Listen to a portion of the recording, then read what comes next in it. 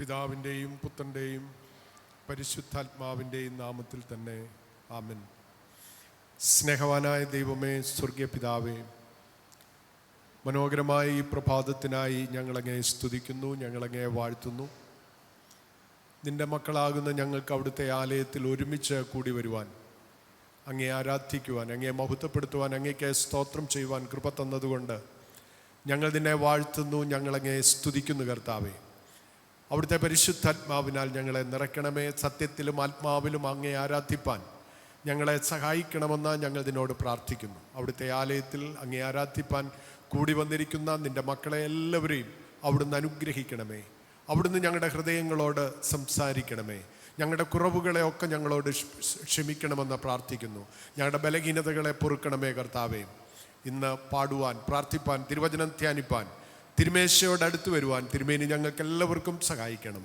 സാന്നിധ്യത്തിൻ്റെ മറവിൽ ഞങ്ങളെ മറയ്ക്കണം, നിത്യരാജ്യത്തിനായിട്ടും ഒരുക്കണമെന്ന് യേശു രക്ഷിതാവിൻ്റെ വിലയേറിയ നാമത്തിൽ പ്രാർത്ഥന കേൾക്കണമേ. ആമേൻ. കർത്താവിൻ്റെ നാമത്തിൻ്റെ സ്തുതിക്കും മഹത്വത്തിനുമായി 34-ാമത്തെ കീർത്തനം നമുക്ക് പാടാം. ജ്ഞാനകീർത്തനങ്ങളിൽ 34-ാമത്തെ പാട്ട്.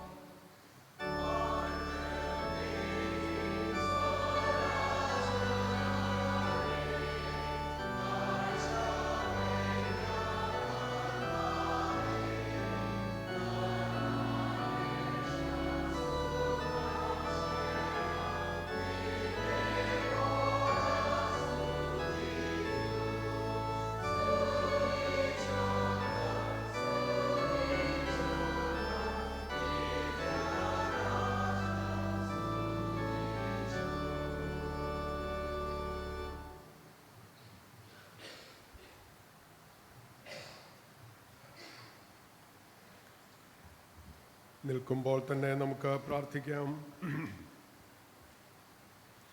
സർവശക്തനായ ദൈവമേ, നിനക്ക് സകല ഹൃദയങ്ങളും തുറന്നിരിക്കുന്നവയും സകല ആഗ്രഹങ്ങളും അറിയപ്പെട്ടവയും നിന്നിൽ നിന്ന് രഹസ്യങ്ങളൊന്നും മറവില്ലാത്തതുമാകുന്നുവല്ലോ. ഞങ്ങൾ നിന്നെ പൂർണ്ണമായി സ്നേഹിപ്പാനും നിന്റെ പരിശുദ്ധ നാമത്തെ യോഗ്യമായി മഹത്വപ്പെടുത്തുവാനും നിന്റെ പരിശുദ്ധാത്മാവിൻ്റെ നിശ്വാസത്താൽ ഞങ്ങളുടെ ഹൃദയങ്ങളിലെ നിലവുകളെ ഞങ്ങളുടെ കർത്താവായ യേശുക്രിസ്തു മൂലം വെടിപ്പാക്കേണമേ.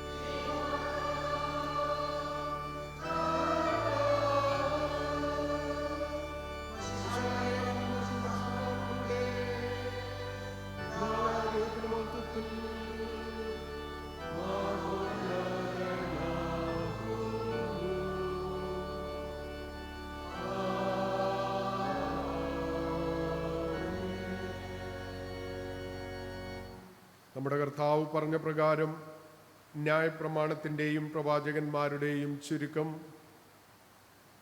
നമ്മുടെ കർത്താവായ യേശു ക്രിസ്തു അരുളി ചെയ്തത് ഇസ്രായേലേ കേൾക്കാം. നമ്മുടെ ദൈവമായ കർത്താവ് ഏക കർത്താവാകുന്നു. നിന്റെ ദൈവമായ കർത്താവിനെ നീ പൂർണ്ണ ഹൃദയത്തോടും പൂർണ്ണാത്മാവോടും പൂർണ്ണ മനസ്സോടും പൂർണ്ണ ശക്തിയോടും കൂടെ സ്നേഹിക്കേണ്ടതാകുന്നു. ഇതാകുന്നു ഒന്നാമത്തെ കൽപ്പന. രണ്ടാമത്തേത് അതിനോട് സമം. അതായത് നിന്റെ കൂട്ടുകാരനെ നിന്നെപ്പോലെ തന്നെ സ്നേഹിക്കണം. ഇവയിൽ വലുതായി വേറൊരു കൽപ്പനയുമില്ല. ഈ രണ്ട് കൽപ്പനകളിൽ സകല ന്യായപ്രമാണവും പ്രവാചകന്മാരും അടങ്ങിയിരിക്കുന്നു.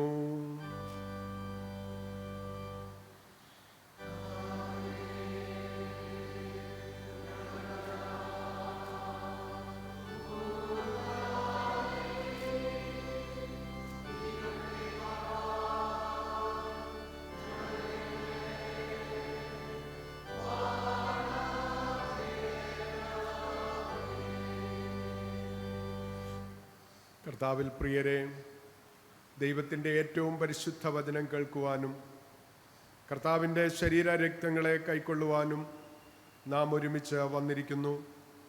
അതിനാൽ നമുക്ക് മുട്ടുകുത്തി മൗനമായി നമ്മെ തന്നെ ശോധന ചെയ്ത് വിശ്വാസത്തോടും അനുതാപത്തോടും അവങ്കിലേക്ക് സമീപിക്കുന്നതിന് ദൈവകൃപ അന്വേഷിക്കാം.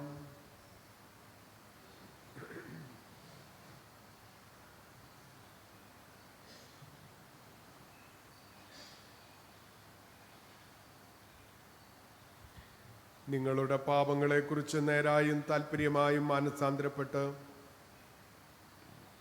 നിങ്ങളുടെ കൂട്ടുകാരോട് പ്രിയവും സ്നേഹവുമായിരുന്ന് ദൈവത്തിൻ്റെ കൽപ്പനകളെ അനുസരിച്ചുകൊണ്ടും മേലാൽ അവൻ്റെ വിശുദ്ധ വഴികളിൽ കൂടെ നടന്നുകൊണ്ടും പുതിയ ജീവിതം നയിക്കുവാൻ നിശ്ചയിച്ചിരിക്കുന്ന നിങ്ങൾ നമ്മുടെ കർത്താവായ യേശു ക്രിസ്തു മൂലം അവനോട് പുതുതായി നിരപ്പാക്കപ്പെടേണ്ടതിന് സർവശക്തനായ ദൈവത്തോട് താഴ്മയായി നിങ്ങളുടെ പാപങ്ങളെ ഏറ്റുപറവീൻ.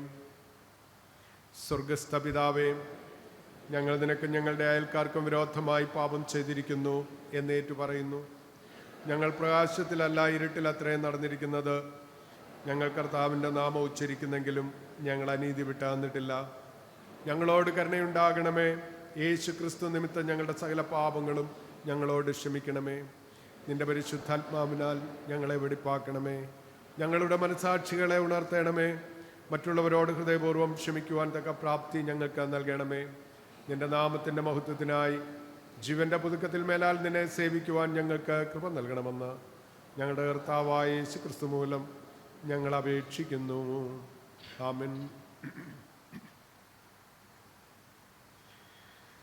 സത്യമായി ക്രിസ്തുവിൽ കൂടെ തങ്കിലേക്ക് തിരിയുന്ന എല്ലാവരോടുമുള്ള ദൈവത്തിൻ്റെ കൃപാമൊഴി കേൾപ്പീൻ. അധ്വാനിക്കുന്നവരും ഭാരം ചുമക്കുന്നവരുമായുള്ളവരെ എല്ലാവരും എൻ്റെ അടുക്കൽ വരുവേൻ, ഞാൻ നിങ്ങളെ ആശ്വസിപ്പിക്കും. തൻ്റെ ഏകജാതനായ പുത്രനിൽ വിശ്വസിക്കുന്ന ഏവനും നശിച്ചു പോകാതെ നിത്യജീവൻ പ്രാപിക്കേണ്ടതിന് ദൈവം അവനെ നൽകുവാൻ തക്കവണ്ണം ലോകത്തെ സ്നേഹിച്ചു. ക്രിസ്തു യേശു പാപികളെ രക്ഷിപ്പാൻ ലോകത്തിൽ വന്നു എന്നുള്ളത് വിശ്വാസ്യവും എല്ലാവരും അംഗീകരിപ്പാൻ യോഗ്യവുമായ വചനം തന്നെ. ഒരുത്തൻ പാപം ചെയ്തുവെങ്കിലോ നീതിമാനായ യേശു ക്രിസ്തു എന്ന കാര്യസ്ഥൻ നമുക്ക് പിതാവിൻ്റെ അടുക്കലുണ്ട്. അവൻ നമ്മുടെ പാപങ്ങൾക്ക് പ്രായശ്ചിത്തമാകുന്നു.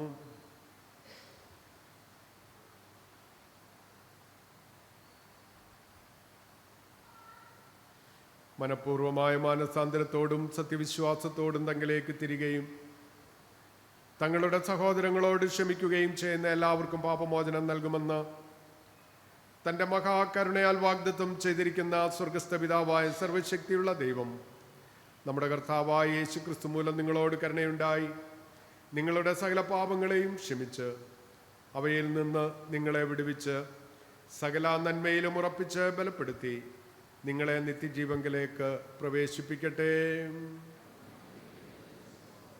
കർത്താവ് നിങ്ങളോട് കൂടെ ഇരിക്കട്ടെ. നമുക്ക് പ്രാർത്ഥിക്കാം. ഉയർപ്പിന് മുൻപ് 6-ാം ഞായറാഴ്ചയായ ഇന്നത്തേക്കുള്ള അപേക്ഷ. നോമ്പിൽ 1-ാം ഞായർ. ആർദ്രതയുള്ളവരാകുവാനുള്ള ആഹ്വാനം.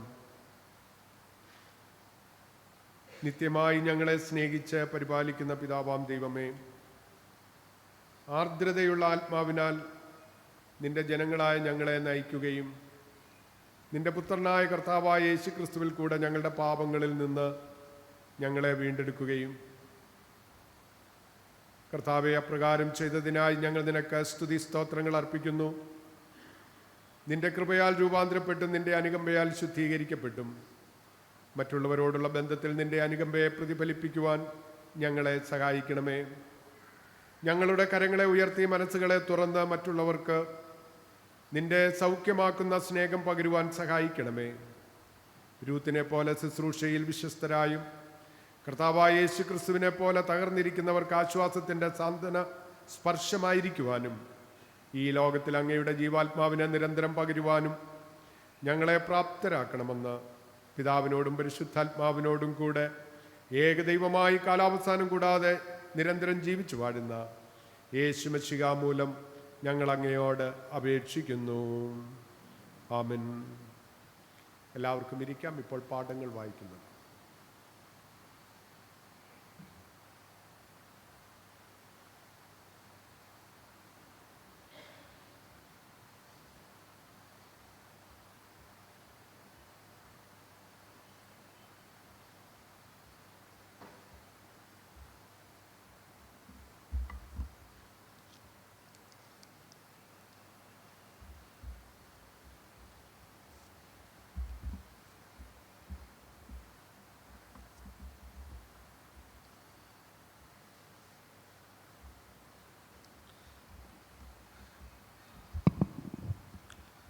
ഇന്ന് രാവിലത്തെ നിശ്ചയിച്ചിരിക്കുന്ന 1-ാം പാഠം രൂത്തിൻ്റെ പുസ്തകം 2-ാം അധ്യായം 4 മുതൽ 20 വരെയുള്ള ദൈവത്തിൻ്റെ വചനത്തെ കേൾപ്പീൻ. രൂത്ത് 2-ാം അധ്യായം 4 മുതൽ 20 വരെ. അപ്പോൾ ഇതാ ബോവാസ് ബേത്ലഹേമിൽ നിന്ന് വരുന്നു. അവൻ കൊയ്ത്തുകാരോട്, യഹോവ നിങ്ങളോടുകൂടെ ഇരിക്കട്ടെ എന്ന് പറഞ്ഞു. യഹോവ നിന്നെ അനുഗ്രഹിക്കട്ടെ എന്ന് അവർ അവനോടും പറഞ്ഞു. കൊയ്ത്തുകാരുടെ മേലാളായ ഭൃത്യനോട്, ഈ യുവതി ഏത് എന്ന് ബോവാസ് ചോദിച്ചു. കൊയ്ത്തുകാരുടെ മേലാളായ ഭൃത്യൻ, ഇവൾ മോവാബ് ദേശത്തു നിന്ന് നോബിയോടുകൂടെ വന്ന മോവാബ്യ യുവതിയാകുന്നു. ഞാൻ കൊയ്ത്തുകാരുടെ പിന്നാലെ കറ്റകളുടെ ഇടയിൽ പെറുക്കിക്കൊള്ളട്ടെ എന്ന് അവൾ ചോദിച്ചു. അങ്ങനെ അവൾ കാലത്ത് വന്ന് ഇതുവരെ പെറുക്കിക്കൊണ്ടിരിക്കുന്നു. വീട്ടിൽ അല്പനേരമേ താമസിച്ചുള്ളൂ എന്ന് ഉത്തരം പറഞ്ഞു. ബോവാസ് രൂത്തിനോട്, കേട്ടോ മകളെ, പെറുക്കുവാൻ മറ്റൊരു വയലിൽ പോകേണ്ട, ഇവിടം വിടുകയും വേണ്ട. ഇവിടെ എൻ്റെ ബാല്യക്കാരത്തികളോട് ചേർന്ന് കൊള്ളുക. അവർ കൊയ്യുന്ന നിലത്തിന്മേൽ ദൃഷ്ടി വെച്ച് അവരുടെ പിന്നാലെ പോയിക്കൊള്ളുക. ബാല്യക്കാർ നിന്നെ തുടരുത് എന്ന് ഞാൻ അവനോട് കൽപ്പിച്ചിട്ടുണ്ട്. നിനക്ക് ദാഹിക്കുമ്പോൾ പാത്രങ്ങൾക്ക് വന്ന് ബാല്യക്കാർ കോരിവെച്ചതിൽ നിന്ന് കുടിച്ചുകൊള്ളുക എന്ന് പറഞ്ഞു. എന്നാറേ അവർ സാഷ്ടാംഗം വീണു അവനോട്, ഞാൻ അന്യദേശക്കാരത്തി ആയിരിക്കെ നീ എന്നെ വിചാരിപ്പാൻ തക്കവണ്ണം നിനക്ക് എന്നോട് ദയ തോന്നിയത് എങ്ങനെയെന്ന് പറഞ്ഞു.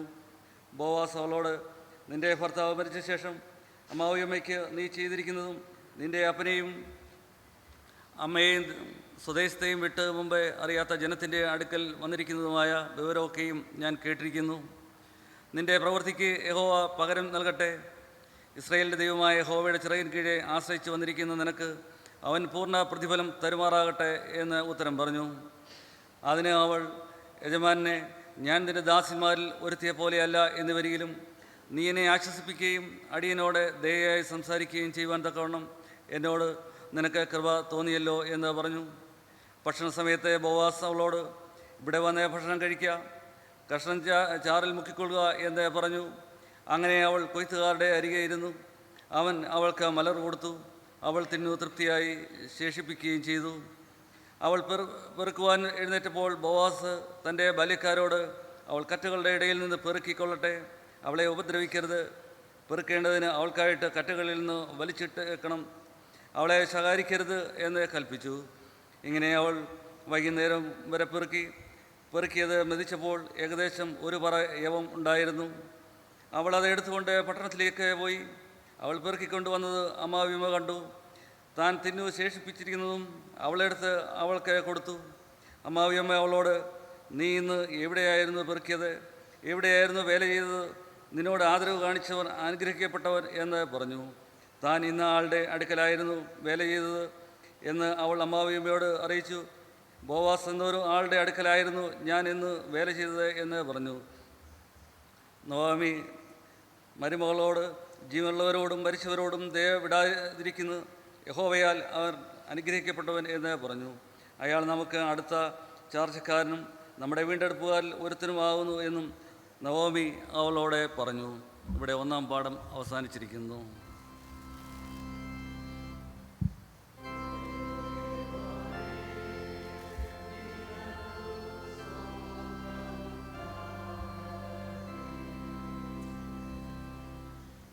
നമുക്കെല്ലാവർക്കും എഴുന്നേറ്റ് നിന്ന് ഇന്നത്തേക്ക് നിശ്ചയിച്ചിരിക്കുന്ന പ്രത്യേക സങ്കീർത്തനം വാക്യപ്രതിവാക്യമായിട്ട് ചൊല്ലാം.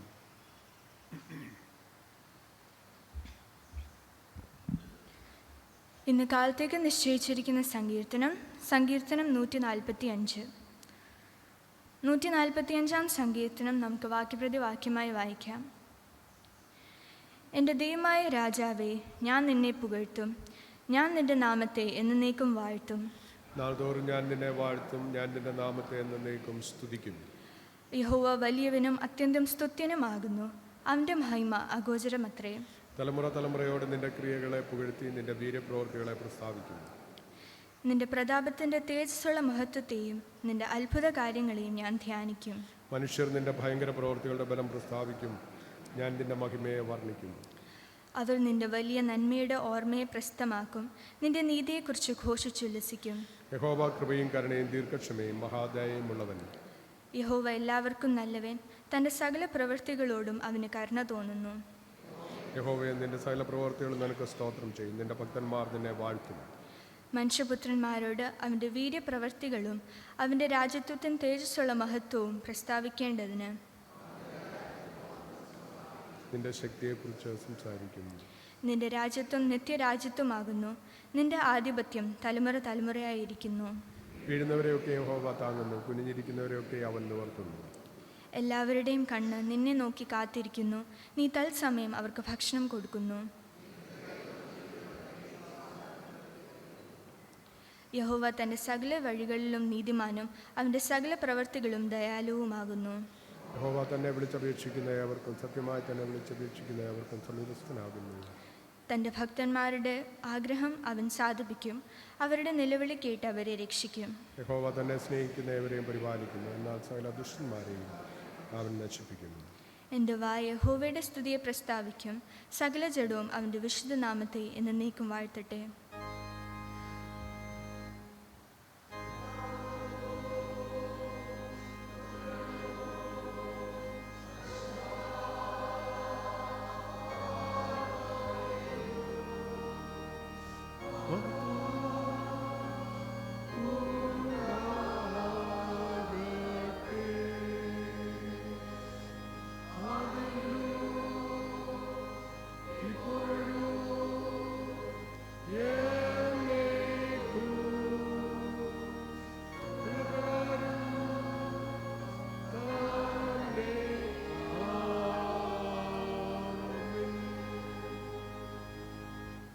എല്ലാവർക്കും ഇരിക്കാം. രണ്ടാം പാഠം.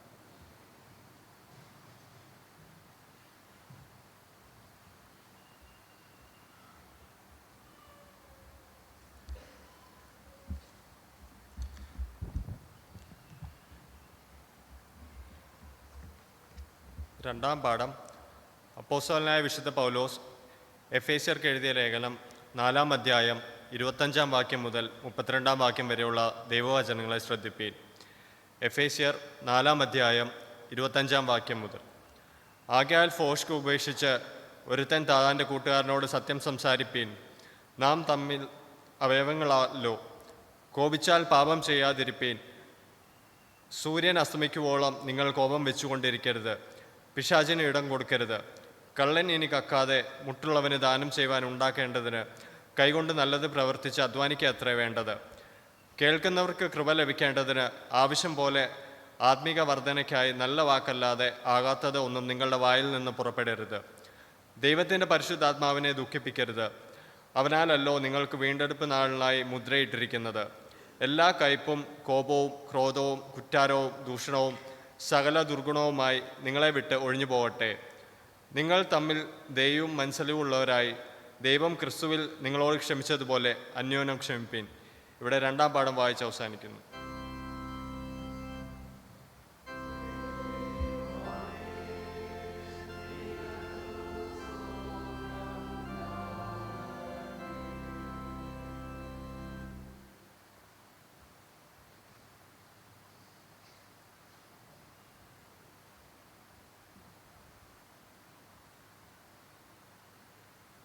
വിശുദ്ധ സുവിശേഷം വിശുദ്ധ മർക്കോസ് എഴുതിയ സുവിശേഷം 1-ാം അധ്യായം 40 മുതൽ 45 വരെ എഴുതപ്പെട്ടിരിക്കുന്ന ദൈവവചനം കേൾപ്പീൻ. വിശുദ്ധ മർക്കോസ് എഴുതിയ സുവിശേഷം 1-ാം അധ്യായം 40 മുതൽ 45 വരെ. ഒരു കുഷ്ഠരോഗി അവൻ്റെ അടുക്കൽ വന്ന് മുട്ടുകുത്തി, നിനക്ക് മനസ്സുണ്ടെങ്കിൽ എന്നെ ശുദ്ധമാക്കുവാൻ കഴിയുമെന്ന് അപേക്ഷിച്ചു. യേശു മനസ്സലിഞ്ഞു കൈനീട്ടി അവനെ തൊട്ടു. മനസ്സുണ്ട്, ശുദ്ധമാക എന്ന് പറഞ്ഞ ഉടനെ കുഷ്ഠം വിട്ടുമാറി അവന് ശുദ്ധി വന്നു. യേശു അവനെ അമർച്ചയായി ശാസിച്ചു, നോക്കൂ, ആരോടും ഒന്നും പറയരുത്. എന്നാൽ ചെന്ന പുരോഹിതന് നിന്നെ തന്നെ കാണിച്ച് നിന്റെ ശുദ്ധീകരണത്തിന് വേണ്ടി മോശ കൽപ്പിച്ചത് അവർക്ക് സാക്ഷ്യത്തിനായി അർപ്പിക്കുക എന്ന് പറഞ്ഞ് അവനെ വിട്ടയച്ചു. അവനെ പുറപ്പെട്ട് വളരെ ഘോഷിപ്പാനും വസ്തുത പ്രസംഗിപ്പാനും തുടങ്ങി. അതിനാൽ യേശുവിന് പരസ്യമായി പട്ടണത്തിൽ കടപ്പാൻ കഴിയായ്ക കൊണ്ട് അവൻ പുറത്ത് നിർജ്ജന സ്ഥലങ്ങളിൽ പാർത്തു. എല്ലായിടത്തു നിന്നും ആളുകൾ അവൻ്റെ അടുക്കൽ വന്നുകൂടി.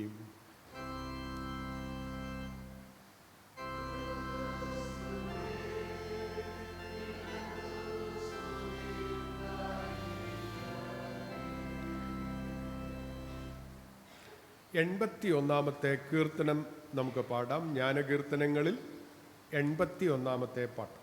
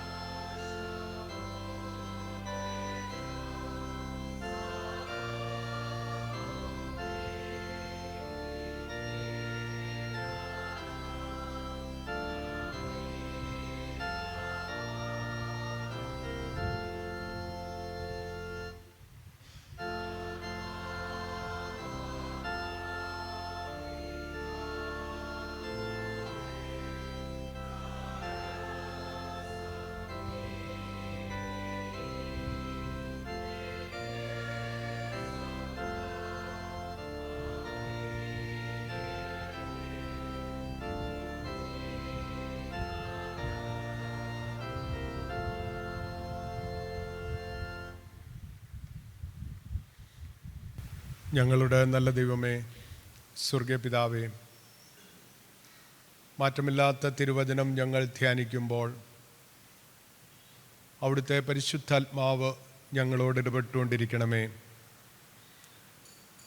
അവിടുന്ന് ദീർഘക്ഷമയും മഹാദയയും ഉള്ളവനാണല്ലോ. ഞങ്ങൾ ഈ ലോകത്തിൽ പാർക്കുമ്പോൾ ആർദ്രതയുള്ളവരായി, മനസ്സലിവുള്ളവരായി ജീവിപ്പാൻ സഹായിക്കണമേ. തിരുവചനം സംസാരിക്കുന്ന അടിയനെയും കേൾക്കുന്ന നിൻ്റെ മക്കളെയും ഒരുപോലെ അനുഗ്രഹിക്കണമെന്ന് യേശു രക്ഷിതാവിൻ്റെ വിലയേറിയ നാമത്തിൽ പ്രാർത്ഥന കേൾക്കണമേ. ആമേൻ.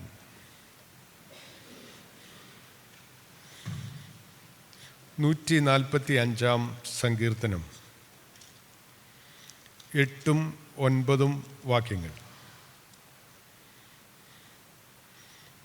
145 സങ്കീർത്തനം 8-9 വാക്യങ്ങൾ. യഹോവ കൃപയും കരുണയും ദീർഘക്ഷമയും മഹാദയയും ഉള്ളവൻ. യഹോവ എല്ലാവർക്കും നല്ലവൻ. തൻ്റെ സകല പ്രവൃത്തികളോടും അവന് കരുണ തോന്നുന്നു. നോമ്പിൽ 1-ാമത്തെ ഞായറാഴ്ചയാണല്ലോ ഇന്ന്. നമുക്ക് ചിന്തിക്കാനായി നൽകിയിരിക്കുന്ന വിഷയം ആർദ്രതയുള്ളവരാകുക എന്നതാണ്. ആർദ്രതയുള്ളവരാകുക. Call to be compassionate. Compassion എന്ന ഇംഗ്ലീഷ് വാക്കിന് മലയാളത്തിൽ ആർദ്രത, അനുകമ്പ, മനസ്സലിവ് എന്നെല്ലാം അർത്ഥമാക്കാം. ഇതൊരു ഡിവൈൻ നേച്ചറാണ്, ഒരു ദൈവിക സ്വഭാവമാണ്. മത്തായി എഴുതിയ സുവിശേഷം 9-ാം അധ്യായം 36-ാം വാക്യത്തിൽ അവൻ പുരുഷാരത്തെ ഇടയനില്ലാത്ത ആടുകളെ പോലെ കുഴഞ്ഞവരും ചിന്നിയവരുമായി കണ്ടിട്ട് അവരെക്കുറിച്ച് മനസ്സലി. പുരുഷാരത്തെ ഇടയനില്ലാത്ത ആടുകളെ പോലെ കണ്ടപ്പോൾ യേശു മനസ്സലി. യേശു രോഗികളെ കണ്ട് മനസ്സലിഞ്ഞു. മത്തായി എഴുതിയ സുവിശേഷം 11-ാം അധ്യായം 29-ാം വാക്യത്തിൽ ഞാൻ സൗമ്യതയും താഴ്മയും ഉള്ളവനാകയാൽ എൻ്റെ നുകമേറ്റുകൊണ്ട് എന്നോട് പഠിപ്പീൻ എന്ന് കർത്താവ് പറയുകയാണ്. ഞാൻ സൗമ്യതയും താഴ്മയും ഉള്ളവനാണ്. പഴയ നിയമത്തിൽ ദൈവത്തെക്കുറിച്ച് യഹോവ കൃപയും കരുണയും ദീർഘക്ഷമയും മഹാദയയുമുള്ളവനെന്ന് ആവർത്തിച്ചാവർത്തിച്ച് പറയുന്നു. ഇന്ന് നമ്മൾ വായിച്ച 145-ാം സങ്കീർത്തനത്തിലും അത് തന്നെ രേഖപ്പെടുത്തുന്നുണ്ട്. അതുകൊണ്ട് ദൈവമക്കൾ മനസ്സലിവും ആർദ്രതയും ഉള്ളവരായിരിക്കണം. മീഖാ പ്രവചനത്തിലെ പ്രവാചകൻ രേഖപ്പെടുത്തുന്നത് 6:8 മനുഷ്യ നല്ലത് എന്തെന്ന് അവൻ നിനക്ക് കാണിച്ചു തന്നിരിക്കുന്നു. ന്യായം പ്രവർത്തിപ്പാനും ദയാതൽപരനായിരിക്കാനും നിന്റെ ദൈവത്തിൻ്റെ സന്നദ്ധിയിൽ താഴ്മയോടെ നടപ്പാനുമല്ലാതെ എന്താകുന്നു യഹോവ നിന്നോട് ചോദിക്കുന്നത്? നമ്മെക്കുറിച്ചുള്ള ദൈവത്തിൻ്റെ താല്പര്യം അതാണ്. ന്യായം പ്രവർത്തിക്കുക, ദയയുള്ളവരായിരിക്കുക, ദൈവത്തിൻ്റെ സന്നദ്ധിയിൽ താഴ്മയോടെ നടക്കുക. ഇന്നത്തെ വേദഭാഗങ്ങളുടെ വെളിച്ചത്തിൽ ഈ വിഷയവുമായുള്ള ബന്ധത്തിൽ ചുരുക്കം ചില കാര്യങ്ങൾ നമുക്ക് ഒരുമിച്ച് ചിന്തിക്കാമെന്ന് കരുതുകയാണ്. ഒന്ന്, കരുണയുള്ളവരാകുവാൻ നാം വിളിക്കപ്പെട്ടിരിക്കുന്നു. We are called to be merciful. കരുണയുള്ളവരാകുവാൻ നാം വിളിക്കപ്പെട്ടിരിക്കുന്നു. ഭാഗ്യവർണ്ണനയിൽ കർത്താവ് പറയുന്നത് കരുണയുള്ളവർ ഭാഗ്യവാന്മാർ, അവർക്ക് കരുണ ലഭിക്കും എന്നാണ്. യോഹന്നാന്റെ ലേഖനത്തിലേക്ക് വരുമ്പോൾ കാണപ്പെടുന്ന സഹോദരനെ സ്നേഹിക്കാത്തവന് കാണപ്പെടാത്ത ദൈവത്തെ എങ്ങനെ സ്നേഹിക്കാൻ കഴിയും എന്ന് അപ്പോസ്തലൻ ചോദിക്കുകയാണ്. ദൈവം കരുണയുള്ളവനാണ്, മഹാദയയുള്ളവനാണ്, ക്ഷമയുള്ളവനാണ്.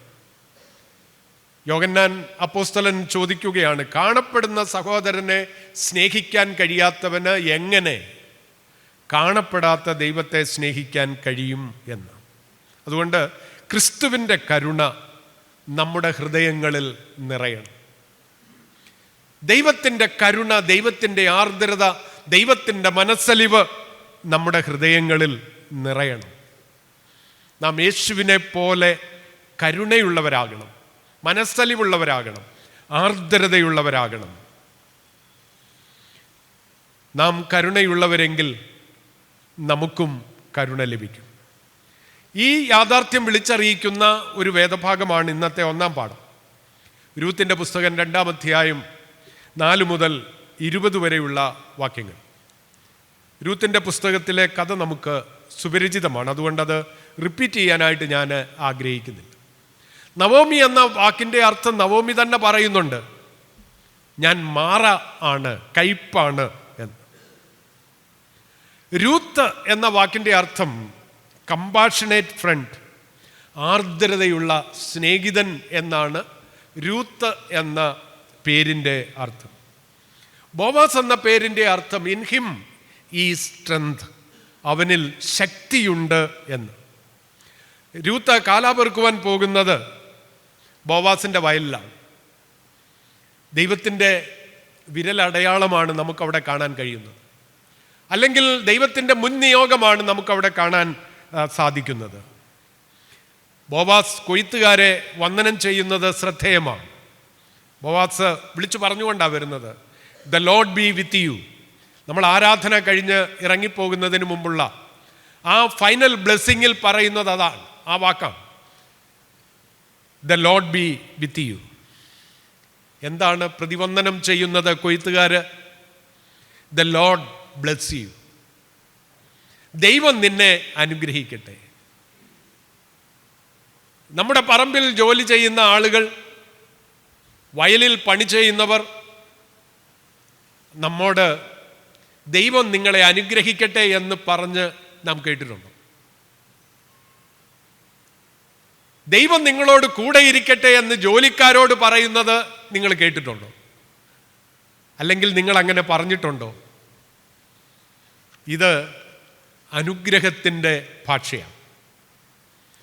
നമ്മൾ ദൈനംദിനം ഉപയോഗിക്കേണ്ട ഭാഷ അനുഗ്രഹത്തിൻ്റെ ഭാഷയായിരിക്കണം. മോവാബ്യ സ്ത്രീയായ രൂത്തിനോട് ബോവാസ് ദയാപൂർവമാണ് പെരുമാറുന്നത്. 2 അധ്യായം 8 വാക്യത്തിൽ, കേട്ടോ മകളെ, പെറുക്കുവാൻ വേറൊരു വയലിൽ പോകേണ്ട, ഇവിടം വിടുകയും വേണ്ട, ഇവിടെ എൻ്റെ ബാല്യക്കാരത്തികളോട് ചേർന്നുകൊള്ളുക. താൻ ആദ്യമായി കാണുന്ന ഒരു അന്യജാതിക്കാരിയായ സ്ത്രീയോട് ദയാപൂർവം പെരുമാറുവാൻ ബോവസിന് കഴിയുകയാണ്. ആ സംഭാഷണം മുന്നോട്ട് പോകുമ്പോൾ ബോവാസ് വീണ്ടും പറയുകയാണ്, നിന്റെ ഭർത്താവ് മരിച്ച ശേഷം നിന്റെ അമ്മായിയമ്മയ്ക്ക് ചെയ്തിരിക്കുന്നതും നിന്റെ ദേശത്തെയും ചാർച്ചക്കാരെയും അപ്പനെയും അമ്മയെയും വിട്ട് ഒരു അന്യദേശത്തേക്ക് വന്നിരിക്കുന്ന നിന്റെ വിവരങ്ങളൊക്കെയും ഞാൻ കേട്ടിരിക്കുന്നു.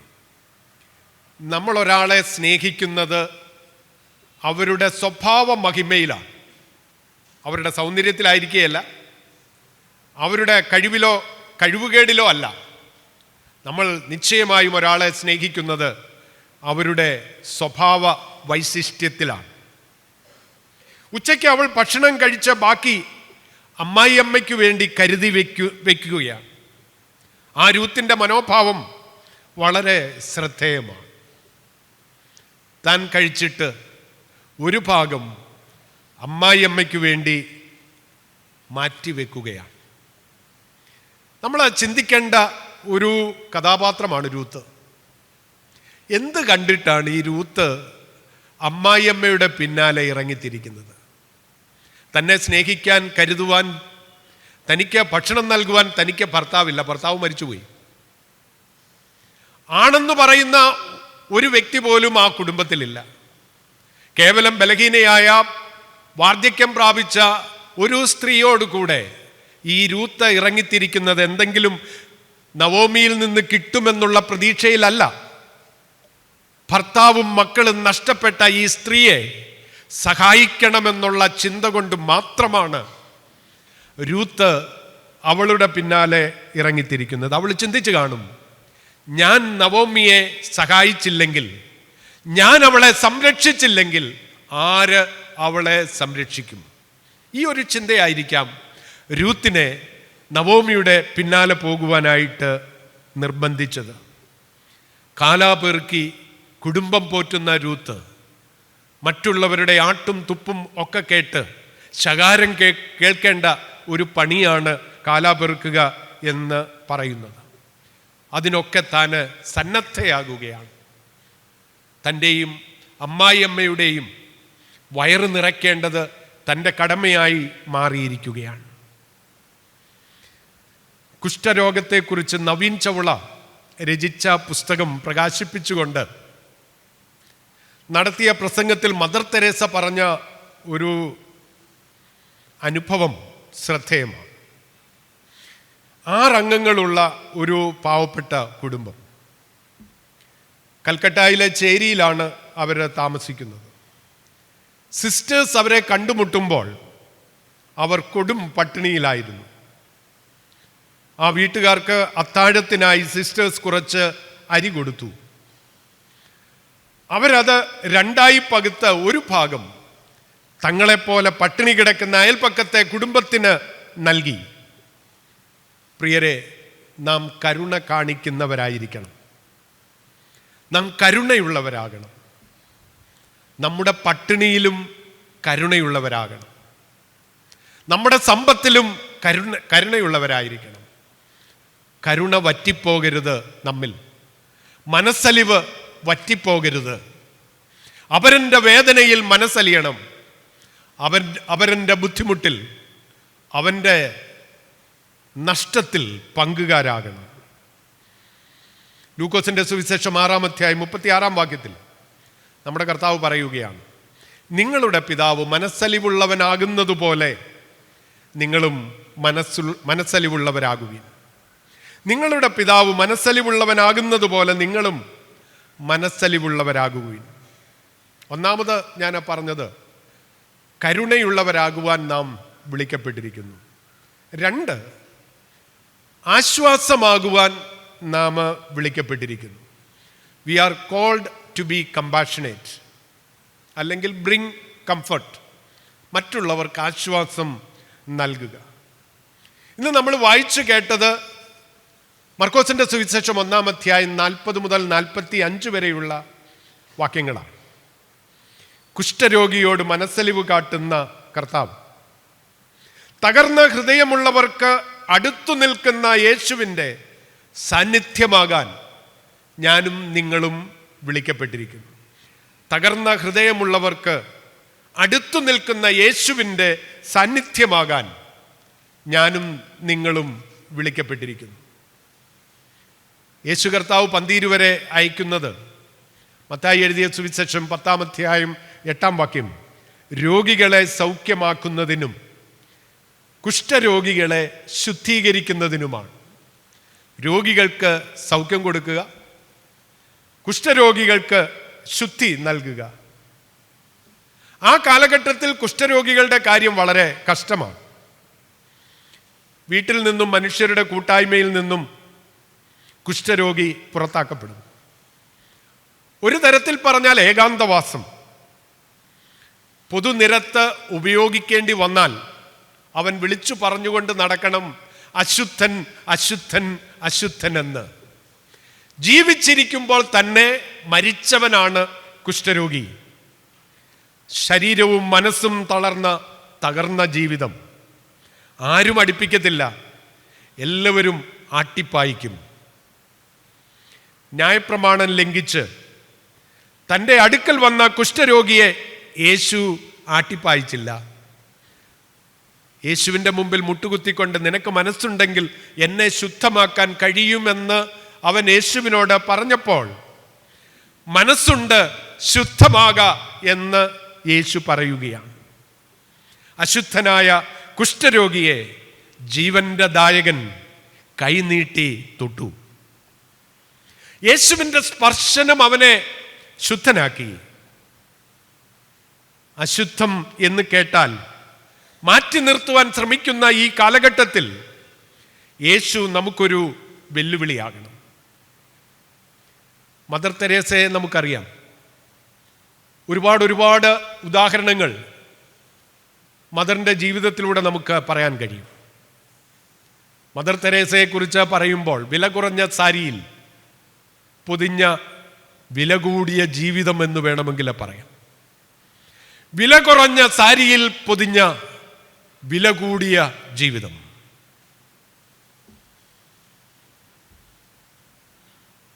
കുഷ്ഠരോഗികളെ അറപ്പും വെറുപ്പും ഉളവാക്കുന്ന ജീവിതങ്ങളെയും വാരിപ്പുണരുന്ന, അവരുടെ മുഖത്ത് യേശുവിൻ്റെ രൂപം ദർശിക്കുന്ന മദർ എന്നും ഓർമ്മിക്കപ്പെടും.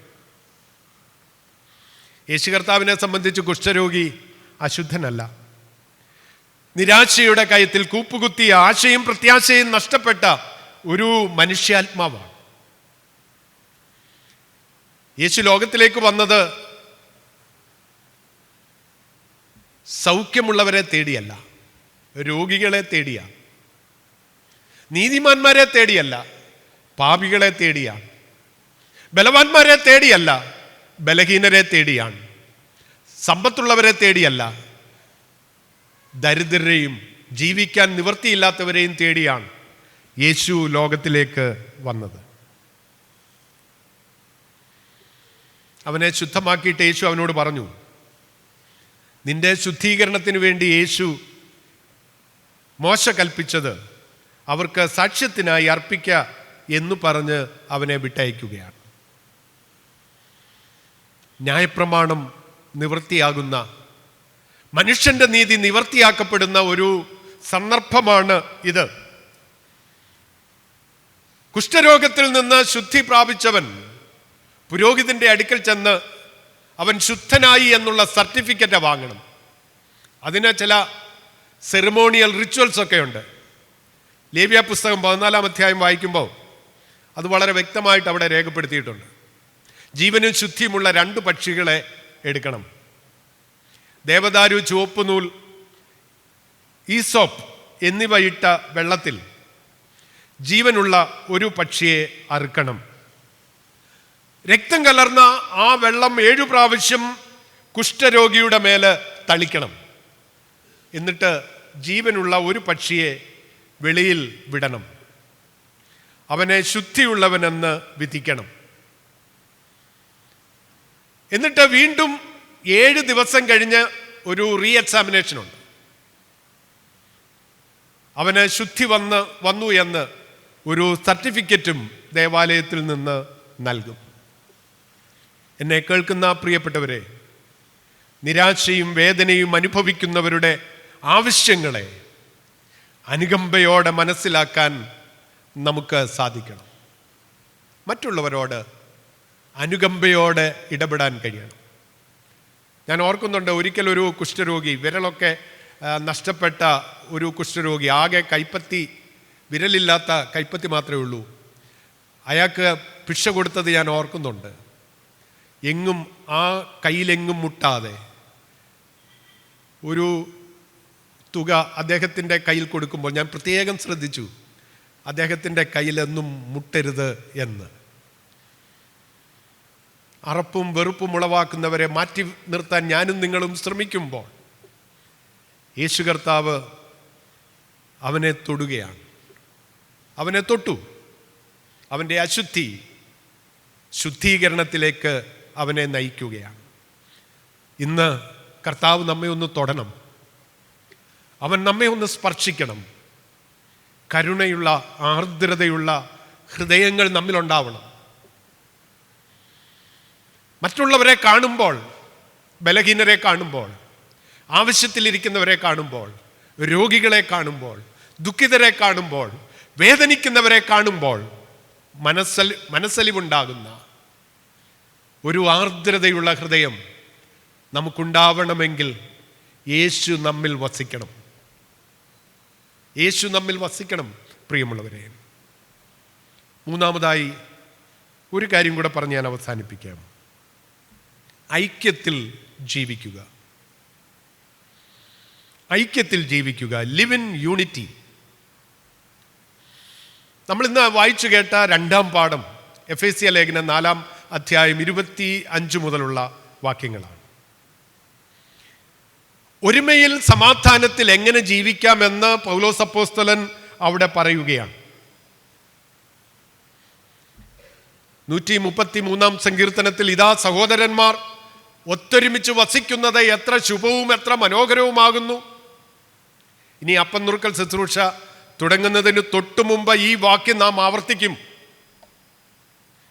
ഐക്യമുണ്ടെങ്കിലേ കമ്മ്യൂണിയനിൽ പങ്കെടുക്കാവൂ എന്നുള്ളതാണ് സഭ പറയുന്നത്, ദൈവവചനം പറയുന്നത്. ഐക്യമില്ലെങ്കിൽ, സമാധാനമില്ലെങ്കിൽ, പരസ്പരമുള്ള ബന്ധം ഊഷ്മളമല്ലെങ്കിൽ കമ്മ്യൂണിയനിൽ പങ്കെടുക്കരുത് എന്നു തന്നെയാണ് വേദപുസ്തകം നിഷ്കർഷിക്കുന്നത്. ഇത് പറഞ്ഞിട്ടാണ് കയ്യസൂരി കൊടുക്കുന്നത്. കുടുംബങ്ങളിൽ, സഭയിൽ, സമൂഹത്തിൽ ഈ ഒത്തൊരുമ ഇല്ല എന്നുള്ളത് ഒരു യാഥാർത്ഥ്യമാണ്. ഞാൻ ഇവിടെ നിന്ന് പ്രസംഗിക്കുമ്പോൾ പോലും നമുക്കറിയാം, ഒത്തൊരുമയില്ലാത്ത, പരസ്പര ബന്ധങ്ങളില്ലാത്ത കുടുംബങ്ങളുണ്ട്. ഭർത്താക്കന്മാരിൽ നിന്ന് അകന്നു കഴിയുന്ന ആളുകളുണ്ട്, ഭാര്യയിൽ നിന്ന് അകന്നു കഴിയുന്നവരുണ്ട്,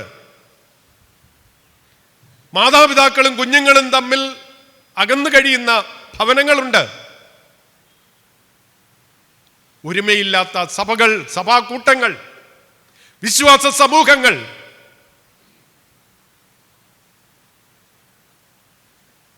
ഇവിടെയൊക്കെ ഒരുമയുടെ വാക്താക്കളാകണം, ഐക്യത്തിൻ്റെ പ്രതീകങ്ങളാകാൻ എനിക്കും നിങ്ങൾക്കും സാധിക്കണം. എന്തുകൊണ്ടാണ് ഈ ഒരുമയില്ലാത്തത്? അതിനുള്ള പ്രതിവിധി എന്തൊക്കെയാണ്? ഇതെല്ലാമാണ് ഇന്നത്തെ ലേഖന ഭാഗത്ത് വിവരിക്കുന്നത്. അത് വിശദീകരിക്കാനായിട്ട് സമയം പോരാ, കമ്പി വാക്കുകളിൽ പറഞ്ഞ് അവസാനിപ്പിക്കാം. ഒന്നാമത് അവിടെ പറയുന്നത് ഭോഷ്ക് ഉപേക്ഷിച്ച് സത്യം സംസാരിക്കണം. ചില വ്യക്തികളെ കുറിച്ച് പറയുമ്പോൾ പറയും, നാക്കെടുത്ത നുണയെ പറയത്തുള്ളൂ എന്ന്. നമ്മളൊക്കെ പറയുന്നവരാണ്. ഇന്നാരോ നാക്കെടുത്ത കള്ളമേ പറയത്തുള്ളൂ. സത്യം സംസാരിക്കണം. എന്തുകൊണ്ട് സത്യം സംസാരിക്കണം? We are members of the same body. ഒരേ ശരീരത്തിൻ്റെ വിവിധ അവയവങ്ങളാണ് നാം. ഈ ഒരു മനോഭാവം നമുക്കുണ്ടോ? നമ്മളൊരു സഭാ കൂട്ടമായി, സഭാ കൂട്ടായ്മയായി ഇവിടെ കൂടി വന്നിരിക്കുമ്പോൾ എൻ്റെ അടുത്തിരിക്കുന്ന ആളുകൾ കർത്താവായ യേശുക്രിസ്തുവിൻ്റെ ശരീരത്തിലെ ഞാനെന്ന പോലെ ഒരവയവമാണ് എന്ന് ചിന്തിക്കാൻ നമുക്ക് കഴിയുന്നില്ലെങ്കിൽ എങ്ങനെ ഒരുമയുണ്ടാവും? എങ്ങനെ ഐക്യമുണ്ടാകും? എങ്ങനെ പറയാൻ കഴിയും ഇതാ സഹോദരന്മാർ ഒത്തൊരുമിച്ച് വസിക്കുന്നത് എത്ര ശുഭവും എത്ര മനോഹരവുമാകുന്നു എന്ന്? അതിന് ഒറ്റ മാർഗ്ഗമേ ഉള്ളൂ, സത്യം സംസാരിക്കണം. 2, കോപിച്ചാൽ പാപം ചെയ്യരുത്. കോപിക്കരുതെന്ന് ഇവിടെ പറയുന്നില്ല, കോപിച്ചാൽ പാപം ചെയ്യരുത് എന്ന് പറയുന്നു. ക്രിസ്തീയ ജീവിതത്തിൽ കോപമുണ്ടാകാം, പക്ഷെ പാപം ചെയ്യരുത് എന്ന്. ക്രിസ്തീയ ജീവിതത്തിൽ ഉണ്ടാകുന്ന കോപം നീതിക്ക് വേണ്ടിയുള്ള കോപമായിരിക്കണം, നീതിക്കും സത്യത്തിനും വേണ്ടിയുള്ള കോപമായിരിക്കണം. നിങ്ങൾ കേട്ടിട്ടുണ്ടാവും വില്യം വിൽബർഫോഴ്സ് എന്ന് പറയുന്ന മനുഷ്യനെ കുറിച്ച്. ബ്രിട്ടീഷ് പാർലമെന്റിലെ ഗർജിക്കുന്ന സിംഹമായിരുന്നു അദ്ദേഹം. CMSുമായിട്ട് വളരെ അടുത്ത ബന്ധമുണ്ടായിരുന്നു. അദ്ദേഹം ഒരു ആയുഷ്കാല മെമ്പറായിരുന്നു CMSലെ, ചർച്ച് മിഷണറി സൊസൈറ്റിയിലെ. അദ്ദേഹത്തിൻ്റെ റിലേറ്റീവ്സ് പലരും മിഷണറിമാരായി കേരളത്തിൽ വന്നിട്ടുണ്ട്. അടിമ വ്യാപാരത്തിന് എതിരെ, സ്ലേവ് ട്രേഡിനെതിരെ 18ാം നൂറ്റാണ്ടിൽ അതിശക്തമായി വില്യം വിൽബർഫോഴ്സ് ബ്രിട്ടീഷ് പാർലമെന്റിലെ പോരാടി. ഒരു വലിയ ലോബി അദ്ദേഹത്തിന് എതിരായിട്ട് നീങ്ങി.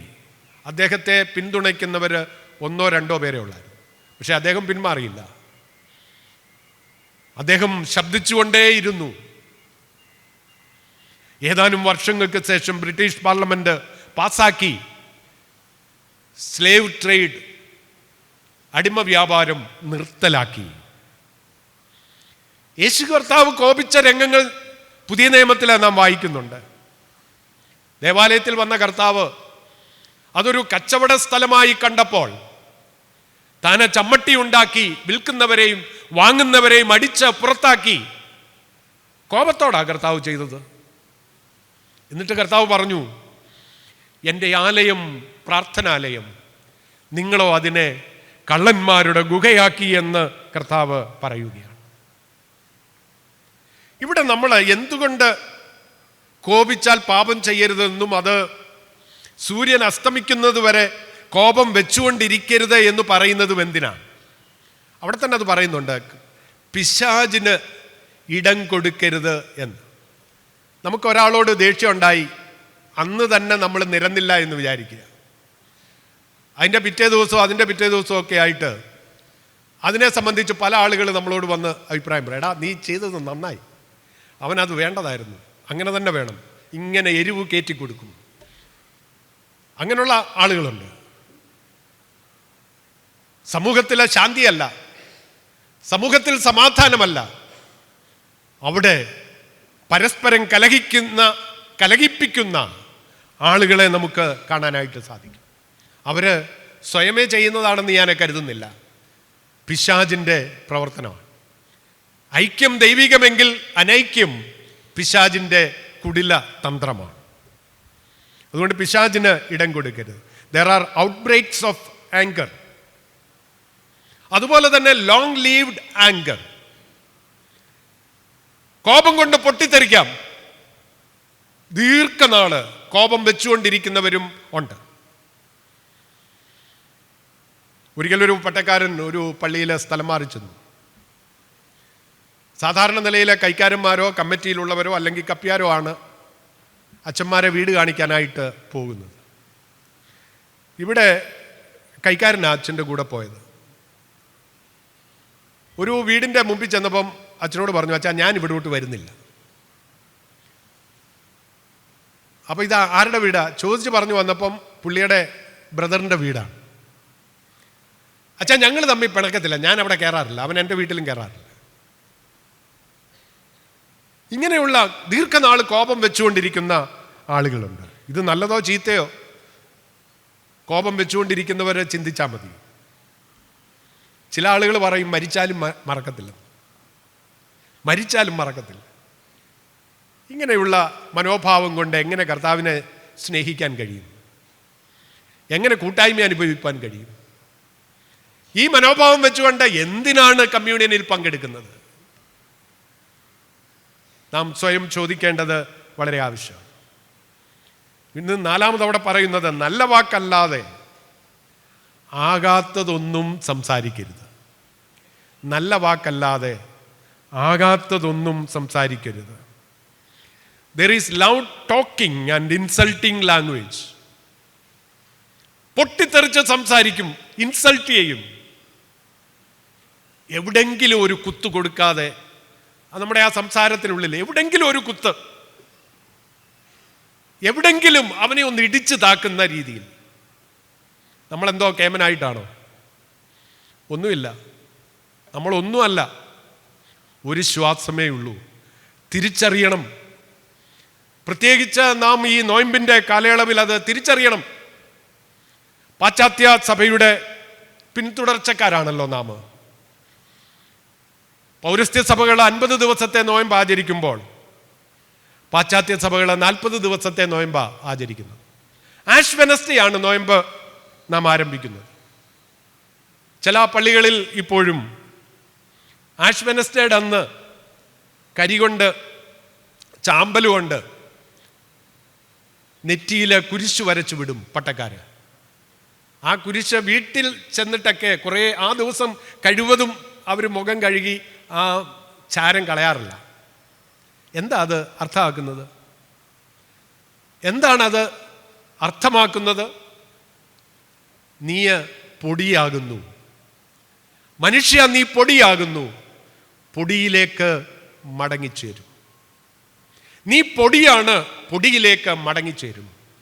ഈ ഒരു തിരിച്ചറിവാണ് നമുക്കുണ്ടാവേണ്ടത്. ഞാൻ ഒന്നുമല്ല, ഞാൻ പൊടിയാണ്, ഞാൻ കേവലം മണ്ണാണ്. ഈ മണ്ണിലേക്ക് തിരികെ ചേരേണ്ടതാണ്. പിന്നെ എന്തിനാ ഈ പകയും പിണക്കവും വിദ്വേഷവും ഒക്കെ വെച്ചുകൊണ്ട് ജീവിക്കേണ്ടത്? ഒരു പ്രസംഗകൻ്റെ ഭാര്യ അദ്ദേഹത്തെ നിരന്തരം ഉപദേശിക്കുമായിരുന്നു. ഉപദേശം ഇതാണ്: in the pulpit keep your voice down. In the pulpit keep your voice down. പുൾപിറ്റിൽ കിടന്ന് ആക്രോശിക്കണ്ട എന്നാ അതിൻ്റെ അർത്ഥം. സൗമ്യമായി ഇടപെടാൻ നമുക്ക് സാധിക്കണം. പരസ്പരം സംസാരിക്കുമ്പോൾ എപ്പോൾ ശബ്ദമുയർന്നാലും അപ്പോൾ സംസാരം നിർത്തണം. നമ്മൾ ഒത്തിരി സംസാരിച്ചില്ലെങ്കിലും കുഴപ്പമൊന്നുമില്ല. സംസാരിച്ച് വഷളാക്കുന്നതിനേക്കാൾ സംസാരിക്കാതിരിക്കുന്നത് തന്നെയാണ് നല്ലത്. ചില സന്ദർഭങ്ങളിലെങ്കിലും മൗനം പാലിക്കുന്നത് നല്ലതാണ്. മൗനം വിദ്വാനുഭൂഷണമെന്നൊക്കെ നമ്മൾ കേട്ടിട്ടുണ്ട്, വായിച്ചിട്ടുണ്ട്. ഷേക്സ്പിയറിൻ്റെ ഒരു നാടകമാണല്ലോ കിങ് ലിയർ. അദ്ദേഹത്തിന് 3 പെൺമക്കളാണ്. അതിൽ മൂന്നാമത്തെ ആളിൻ്റെ പേര് കോർഡേലിയ എന്ന്. മറ്റ് 2 പെൺമക്കൾ ഇവളെക്കുറിച്ച് ആവശ്യമില്ലാത്തതൊക്കെ അപ്പനോട് പറഞ്ഞ് അപ്പനെയും ഇവളെയും തമ്മിൽ തെറ്റിച്ചു. പിന്നീട് കിങ് ലിയർ ഇത് മനസ്സിലാക്കി. അദ്ദേഹം കോർഡേലിയയെക്കുറിച്ച് പറയുന്ന ഒരു വാചകം ആ നാടകത്തിൽ വളരെ ശ്രദ്ധേയമാണ്. Her voice was ever soft, gentle and low, an excellent thing in woman. എന്നോട് പറയാം. Her voice was ever soft, gentle and low, an excellent thing in woman. നമ്മുടെ വോയിസ് സോഫ്റ്റ് ആയിരിക്കണം, ജെന്റിലായിരിക്കണം, മാന്യമായിട്ടുള്ളതായിരിക്കണം, പതിയെ ആയിരിക്കണം, ഒത്തിരി ആക്രോശമൊന്നും വേണ്ട. അതാണ് എക്സലൻ്റ് ആയിട്ടുള്ള ഒരു സംഗതി. പിന്നീട് അവിടെ പറയാണ് പരിശുദ്ധാത്മാവിനെ ദുഃഖിപ്പിക്കരുത് എന്ന്. ദൈവത്തിൻ്റെ ആത്മാവ് നമ്മുടെ ഉള്ളിൽ വസിക്കുന്നുണ്ട്. നന്മ തിന്മകളെ തിരിച്ചറിയാനുള്ള കഴിവ് നമുക്ക് തരുന്നത് ദൈവത്തിൻ്റെ ആത്മാവാണ്. തെറ്റ് ചെയ്യാൻ ഒരുങ്ങുമ്പോൾ, തെറ്റ് പറയാൻ ഒരുങ്ങുമ്പോൾ അരുത് അരുത് എന്ന് നമ്മെ ഓർമ്മിപ്പിക്കുന്നത് ദൈവത്തിൻ്റെ ആത്മാവാണ്. ആത്മാവിനെ അവഗണിച്ച് തെറ്റ് ചെയ്തുകൊണ്ടിരുന്നാൽ ആത്മാവ് നമ്മുടെ ഉള്ളിൽ ദുഃഖത്തിലാവും, മൗനത്തിലാവും. പൗലോസ് പറയുകയാണ് ആത്മാവിനെ ദുഃഖിപ്പിക്കരുത്, കാരണം അവനാലല്ലോ വീണ്ടെടുപ്പ് നാളിനായി നിങ്ങൾക്ക് മുദ്രയിട്ടിരിക്കുന്നത്. വീണ്ടെടുപ്പിന്റെ മുദ്ര, ഒരു ദൈവപൈതലാകുന്നു എന്നുള്ളതിൻ്റെ മുദ്ര എനിക്കും നിങ്ങൾക്ക് നൽകിയത് ദൈവത്തിൻ്റെ പരിശുദ്ധാത്മാവാണ്. അതുകൊണ്ട് നമ്മുടെ ഇഹലോക ജീവിതത്തിൽ ആത്മാവിനെ ദുഃഖിപ്പിക്കരുത്. പൗലോസ് പറഞ്ഞു നിർത്തുന്നത് തമ്മിൽ ദയയും മനസ്സലിവുമുള്ളവരായി ദൈവം ക്രിസ്തുവിൽ നിങ്ങളോട് ക്ഷമിച്ചതുപോലെ അന്യോന്യം ക്ഷമിപ്പീൻ. തമ്മിൽ ദയയും മനസ്സലിവുമുള്ളവരായി ദൈവം ക്രിസ്തുവിൽ നിങ്ങളോട് ക്ഷമിച്ചതുപോലെ അന്യോന്യം ക്ഷമിപ്പീൻ. പ്രിയരെ, കരുണയുള്ളവരാകാൻ നാം വിളിക്കപ്പെട്ടിരിക്കുന്നു. ആർദ്രതയുള്ളവരാകാൻ, അനുകമ്പയുള്ളവരാകാൻ, മനസ്സലിവുള്ളവരാകാൻ നാം വിളിക്കപ്പെട്ടിരിക്കുകയാണ്. തമ്മിൽ ദയയും മനസ്സലിവുമുള്ളവരായി ദൈവം ക്രിസ്തുവിൽ നമ്മോട് ക്ഷമിച്ചതുപോലെ അന്യോന്യം ക്ഷമ പ്രാവർത്തികമാക്കാം. ദൈവമക്കളായി ഈ ലോകത്തിൽ ജീവിക്കാം. ആയതിന് ദൈവം തൻ്റെ പരിശുദ്ധാത്മാവ് മൂലം നമുക്കെല്ലാവർക്കും കൃപ ചെയ്യുമാറാകട്ടെ. ആമേൻ. ഇപ്പോൾ പിതാവായ ദൈവത്തിനും പുത്രനായ ദൈവത്തിനും പരിശുദ്ധാത്മാവായ ദൈവത്തിനും സകല ബഹുമാനവും മഹത്വവും കാലാവസാനം കൂടാതെ ഉണ്ടായിരിക്കുമാറാകട്ടെ. ആമേൻ.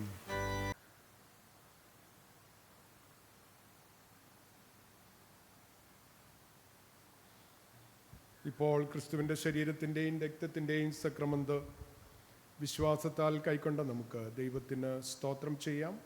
ഒന്നാമത്തെ പ്രാർത്ഥന. സർവശക്തനായ ദൈവമേ, സ്വർഗസ്ഥ പിതാവേ, നിൻ്റെ വാത്സല്യപുത്രന് ഞങ്ങളുടെ കർത്താവുമായ യേശുമിശിഹായിൽ ഞങ്ങളെ നിൻ്റെ മക്കളായി സ്വീകരിച്ചിരിക്കുന്നുവല്ലോ. അവൻ്റെ മഹാവിലയേറിയ ശരീരവും രക്തവുമാകുന്ന ആത്മീയ ആഹാരം കൊണ്ട് നീ ഞങ്ങളെ പോഷിപ്പിച്ച് ഞങ്ങൾക്ക് അതിനെക്കുറിച്ചുള്ള വാഗ്ദാനവും നൽകിയിരിക്കുന്നു. നിൻ്റെ ഈ വിലതീരാത്ത ഉപകാരങ്ങൾക്കായി ഞങ്ങൾ നിനക്ക് സ്തോത്രം ചെയ്ത് നിന്നെ സ്തുതിക്കുന്നു.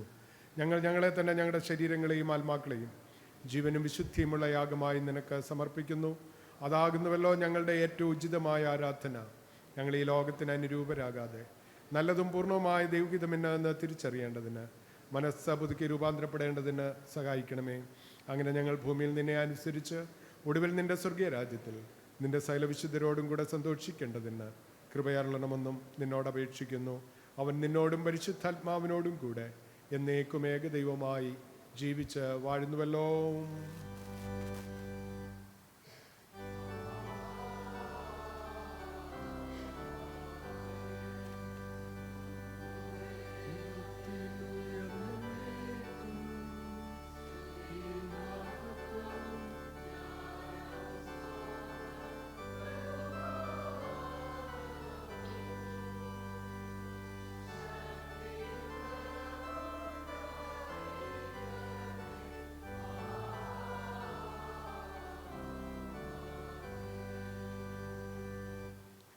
സകല ബുദ്ധിയെയും കവിയുന്ന ദൈവസമാധാനം ദൈവത്തെയും അവൻ്റെ പുത്രനും നമ്മുടെ കർത്താവുമായ യേശു ക്രിസ്തുവിനെയും കുറിച്ചുള്ള അറിവിലും സ്നേഹത്തിലും നിങ്ങളുടെ ഹൃദയങ്ങളെയും മനസ്സുകളെയും കാക്കട്ടെ.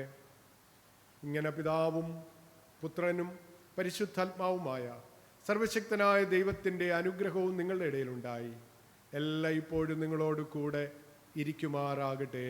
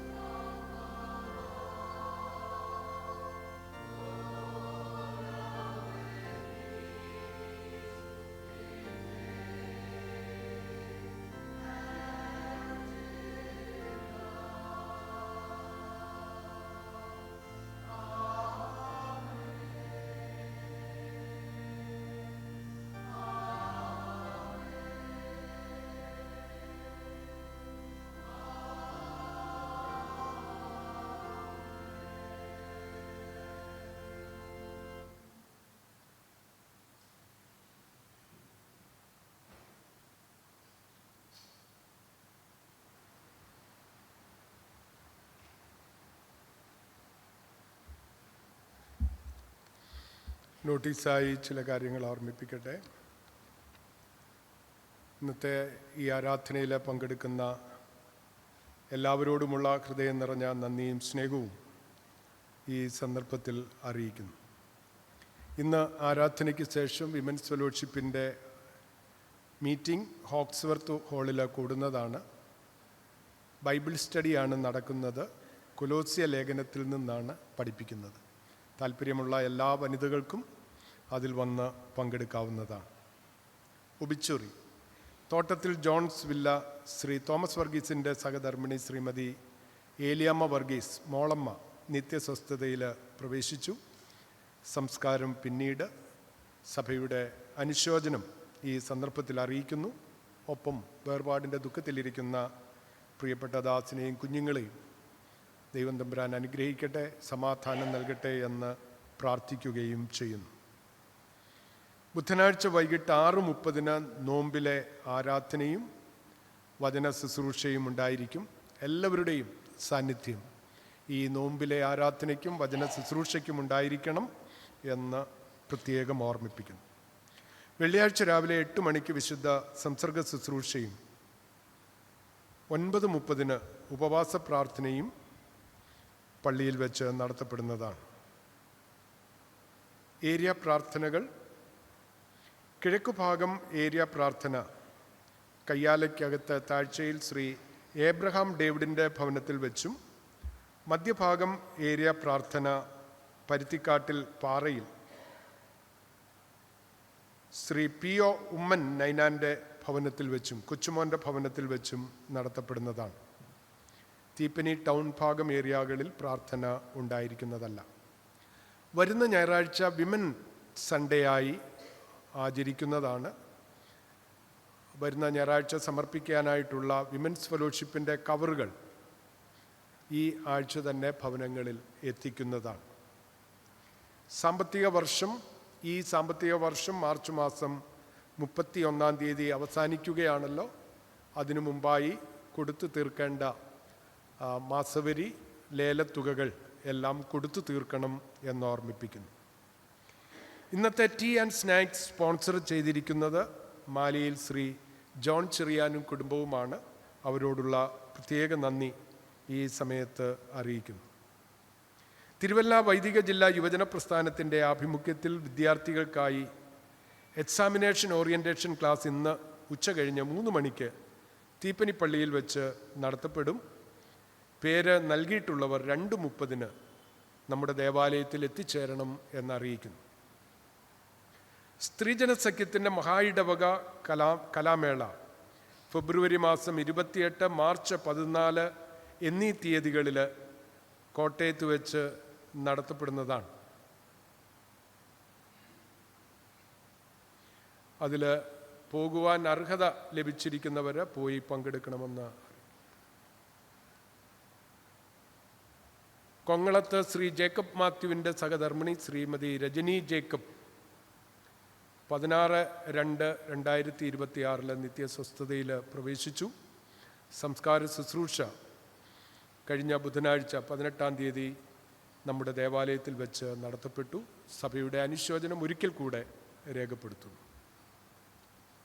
363-ാമത്തെ കീർത്തനം നമുക്ക് പാടാം. ജ്ഞാനകീർത്തനങ്ങളിൽ 363-ാമത്തെ പാട്ട്.